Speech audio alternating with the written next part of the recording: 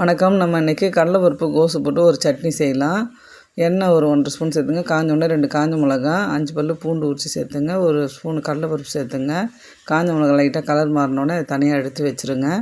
அதுக்கப்புறம் இந்த கடலைப்பருப்பு நல்லா வறுந்த உடனே சின்ன வெங்காயம் உரித்து வச்சது ஒரு 20 சேர்த்துக்குங்க. தக்காளி ஒரு பெரிய தக்காளி சேர்த்துக்குங்க.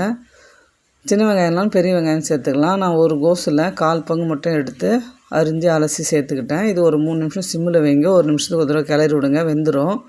My home food flowers of love சேனலை லைக் பண்ணுங்கள், சப்ஸ்கிரைப் பண்ணுங்கள், ஷேர் பண்ணுங்கள். அப்புறம் இது கூட ஒரு கொட்டை அளவு புளி சேர்த்துக்குங்க. புளி சேர்க்கலனாலும் பரவாயில்ல.